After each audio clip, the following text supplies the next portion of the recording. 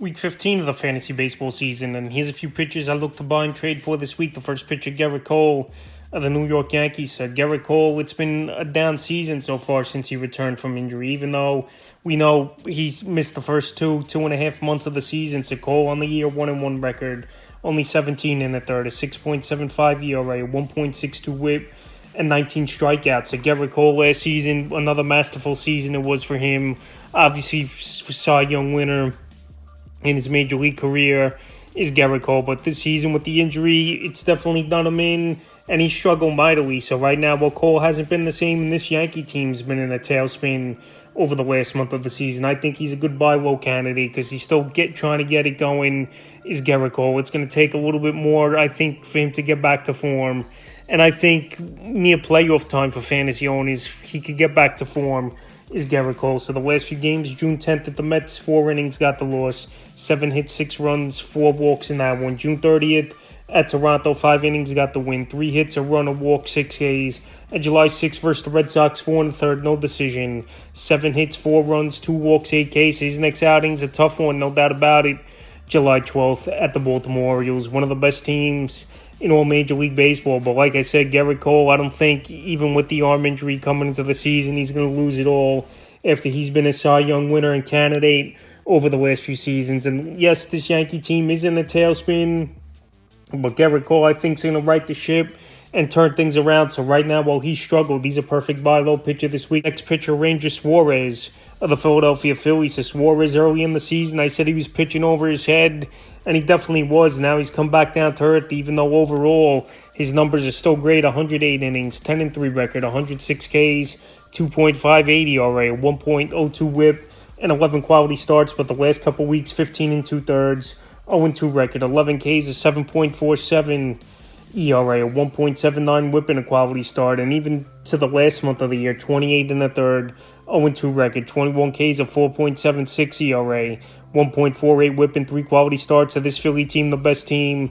in the National League right now. Ranger Suarez, like I said, he got off to a hot start and was unhittable the first few weeks of the season. But now he definitely has come back down to earth, but I think he can reverse it once again and pitch better than he's had over the last few weeks. June 25th at Detroit, 6 innings, got the loss. 8 hits, 2 runs, 4 Ks, a quality start. June 30th versus a weak Marlin team, 4 2/3, no decision. 10 hits, 6 runs, 2 walks, no Ks in that one. And July 6th at the Braves, 5 innings, got the loss, 6 hits, 5 runs, 2 walks, 7 Ks. So right now his K rate's gone down a little bit over the last few weeks. Here's Suarez. He definitely struggled versus mediocre to poor hitting teams over the last couple weeks as well. But he definitely could get back on track with a great matchup coming up July 12th versus the A's, where I know this A team, their hitting's been a little bit better than expected this season, but still their team, I think he should go out there and have success versus is Ranger Suarez. And if he doesn't, his price will drop even more, and he'll be a player to buy this week. Next pitcher is Kyle Harrison of the San Francisco Giants. So Kyle Harrison, one of the former top prospects in this Giants system. I know he's available in tons of fantasy leagues at 58%. So if you just want to pick him up off the waiver wire, that's great. But if you're in deeper leagues, obviously, and you need a pitcher, I think Harrison's a good buy this week on the season. 80 2/3, 4-4 record, 70 Ks, a 4.24 ERA, 1.38 whip, and 7 quality starts. So Harrison, like I said, he just returned from the injured list, and not many people have given Harrison the benefit of the doubt. I know it's one outing he returned, and he didn't look good. But like I said, he's got good stuff as Harrison. Decent matchup coming July 12th. And the last few outings for him, June 4th at Arizona, 6 innings, got the loss. 8 hits, 3 runs, 5 Ks, a quality start. June 10th versus Houston, 6 1/3, no decision. 4 hits, a run, 3 Ks, a quality start. And July 6th in the return at the Guardians, 3 1/3, got the loss. 4 hits, 4 runs, 4 walks, 2 Ks. So Harrison, it's going to take him a couple games to get back to form, I believe. But this guy definitely has good upside and is a solid pitcher, I believe, is Harrison. So right now, well, we haven't seen much where I thought it could be a breakout season for Harrison in his rookie season, kind of, even though he had a cup of coffee in the majors last season. I think Harrison's a buy low candidate and has good upside. And as long as he stays healthy and the walk rate he can control a little bit, he's a buy low candidate this week, and I think he could pay dividends for fantasy owners. Next pitcher, Tyler Glasnow of Los Angeles Dodgers. So Glasnow coming off a bad outing and now going on the injured list with a back injury. This is a perfect time to buy him with back tightness. I don't think he's going to be on the injury list that long. All-Star break's coming up, obviously, next week. And I think Tyler Glasnow, like I said, he's having a good year. And this is a perfect time to buy him. 109 innings, 8-5 record, 143 Ks, 3.47 ERA, a 0.93 whip, and 11 quality starts. But over the last couple weeks, 9 innings, 0-0 record, a 10 ERA, a 1.56 ERA with 8 strikeouts. And even to go deeper, in the last 129 innings, 2-1 record, 39 Ks, a 4.97 ERA, a 1 whip, and 2 quality starts. So like I said, Tyler Glasnow, this would be the time for fantasy owners to go out there and get him with him on the injury list. Even though, like I said, I don't think it's going to be a long stint for him. And he's still one of the better pitchers in the league. June 22nd versus the Angels, 7 innings, got the win.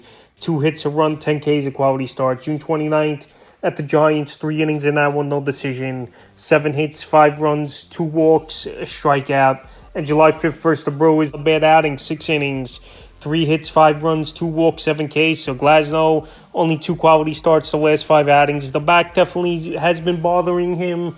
But like I said, I believe that it's going to be a minimal stint on the IL, and they're just giving him time. And also, as well, he's not going to have to pitch in the All-Star game, I believe. So the Dodgers, they're trying to save him a little bit for the second half of the season, giving him that extra week and change resting his Glasnow. So right now, after coming off a couple bad outings, he's a perfect buy low candidate this week. In the 5th and final pitcher, I look to buy lows. Josh Hader, the Houston Astros. I know I'm not big on closers, but Hader, one of the best closers in the last decade.